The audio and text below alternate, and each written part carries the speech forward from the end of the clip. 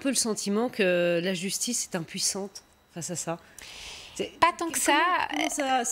Qu'est-ce qu'on attend aujourd'hui de ces discussions? Vous qui êtes une spécialiste, que faudrait-il faire pour que les choses bougent? Recentrer sur la question psychotraumatique, c'est-à-dire qu'actuellement, si on cible trop sur la question du juridique, très souvent, le harcèlement conduit à des classements sans suite. Pourquoi? Parce qu'il faut le prouver. Le système pénal, il est fait pour les auteurs, pas pour les victimes. C'est un malentendu fondamental. Il faut prouver. Si vous n'avez pas de preuves, il n'y a pas de poursuite. Et le principe du harcèlement, c'est fait dans le huis clos, c'est fait en cachette. Le harcelé, que ce soit au travail ou au collège ou en maternelle, il ne peut pas prouver. Donc c'est classé.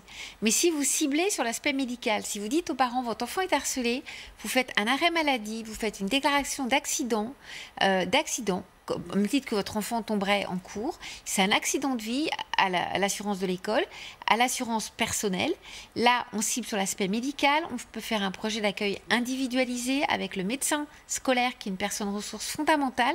Au lieu de se précipiter sur l'aspect judiciaire, on va régler en interne dans l'établissement le problème du harcèlement. Si on ciblait davantage sur la question clinique, biologique, psychologique des conséquences, on aurait probablement moins de dégâts qui conduisent à des drames comme celui-ci, mais à des drames des fois en différé, c'est-à-dire qu'un enfant harcelé, souvent il va devenir un adulte quand il n'a pas réglé ses problèmes et parce qu'il n'a pas osé en parler, victime de harcèlement dans le couple, au travail, et il va être un adulte en souffrance et ça va coûter très très cher.